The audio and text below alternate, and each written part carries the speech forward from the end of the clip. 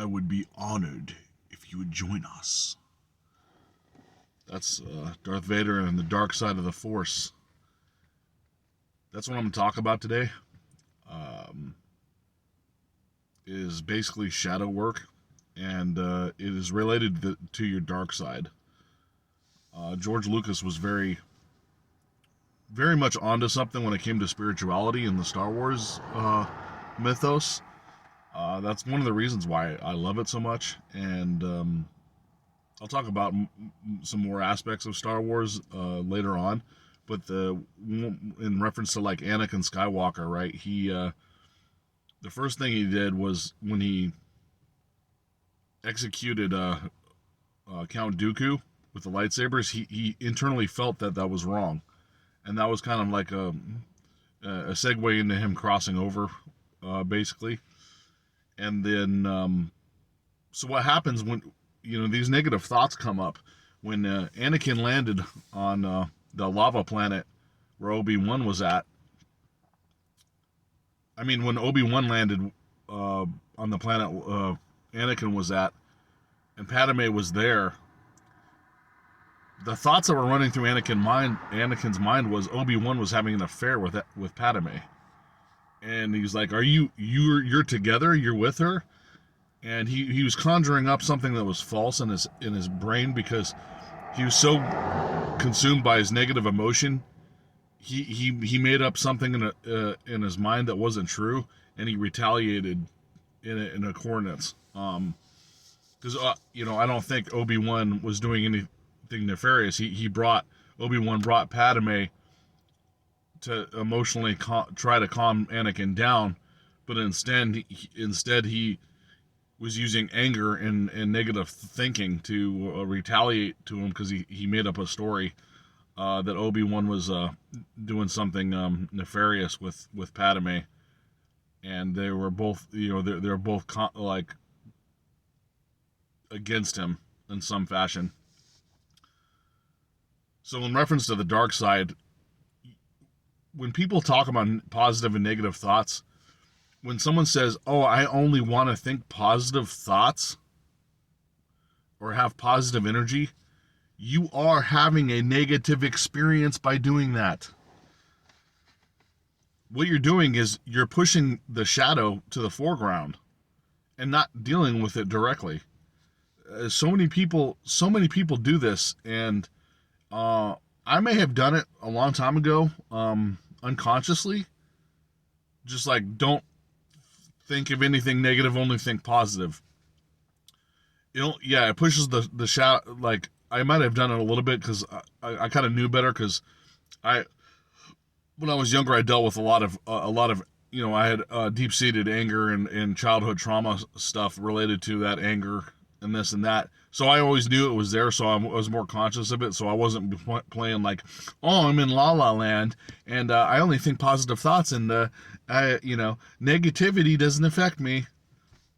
That's not how you deal with it whatsoever, because it will come back and haunt you. That shadow is always attached to you. Like, it's not where like Peter Pan's shadow ran off and left him or whatever. No, that shadow's always attached to you, so you have to know how to deal with that shadow. So when these negative thoughts come up, you're going to have to dredge them up deep inside, bring them all the way to the surface, and emotionally go full-fledged into that emotion. Go deep into that emotion to let it go. Know that it was there. You're on a spiritual journey, and then you have to let it go, and you were learning a lesson from it, instead of trying to like put up a barricade and stop it from trying to attack you, like it doesn't exist, like in this invisible force field or brick wall or whatever imagery in your head you're using to block negativity.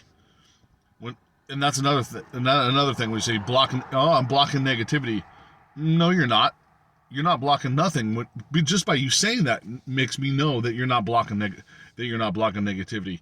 You consciously might think you are, but unconsciously you're not, because you haven't dealt with it before. So when these surprises come up in your life, you're like, "Why is this happening to me? I block negativity." Well, it's because you never dealt with the actual problem when using the shadow work.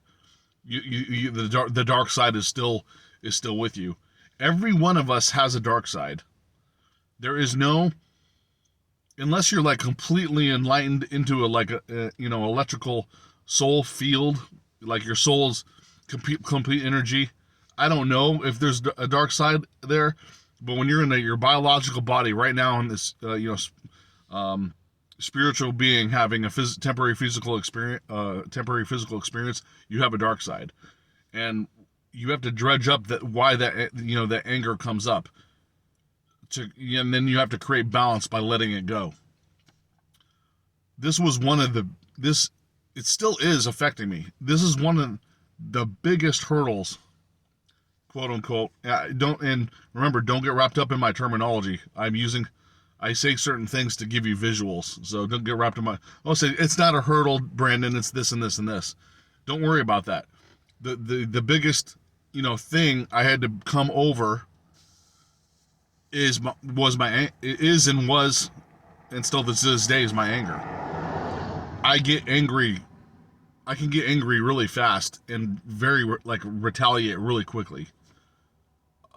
It's kind of like this heroic, almost like a heroic, not so much heroic anti-villain style. Batman is like retaliatory, revenge style anger that I have. And it rooted from trauma from growing up, dealing with what I had to deal with as a kid when my parents were divorced and my parents lived in two different states, so I was staying with one and then sometimes I'd go visit the other and I'd have to fly all the way out there and spend a short amount of time and come back. Then bullying when I was a kid. I was a funny guy, so I could I could start using comedy to make people be interested to be around me. But what I didn't know is my projection field style was people were not comfortable being around me.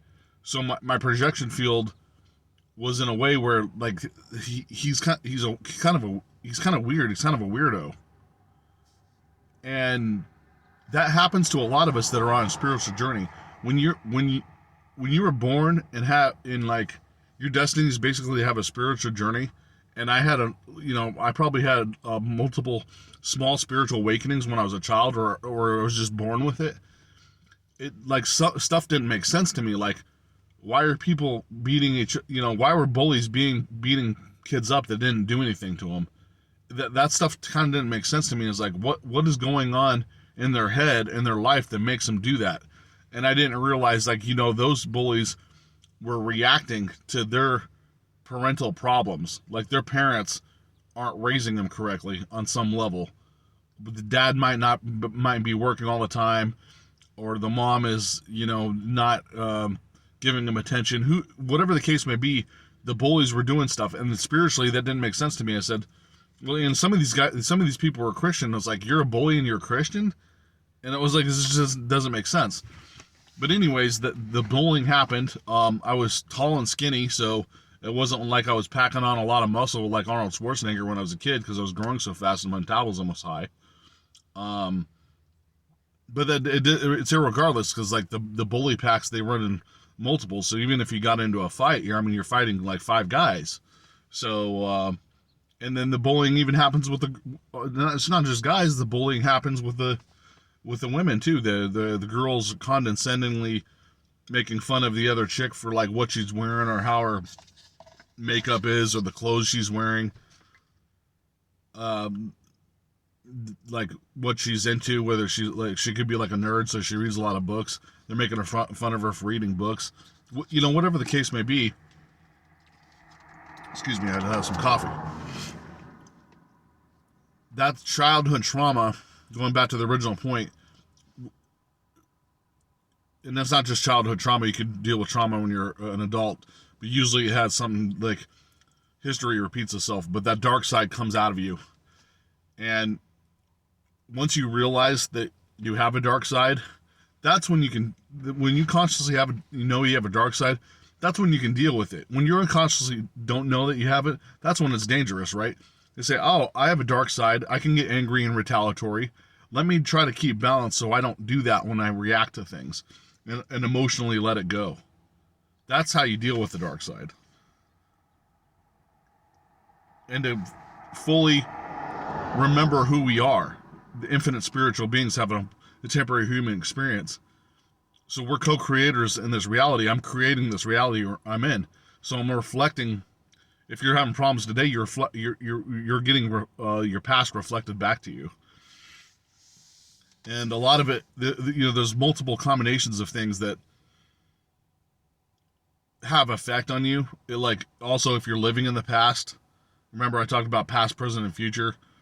You should be living more in the present than be living present. Be mindful of the future. Don't. A lot of people. When I was younger, I think I kind of like used to live in the past a little bit. But when I became an adult, I was always future minded. It was like, okay, I'm going to do this and this and get this, and it was always put out in the future. And I didn't know that I was stopping things from happening because I wasn't living in the present and using the law of assumption and law of attraction and all that stuff to like have it now. It's like mine now. I'm creating this. This is what I create. So, that's about all I wanted to say about that. I'm gonna go further into it in other videos, but we're going past 10 minutes here. As always, I appreciate your time for you watching these videos, and have a great day.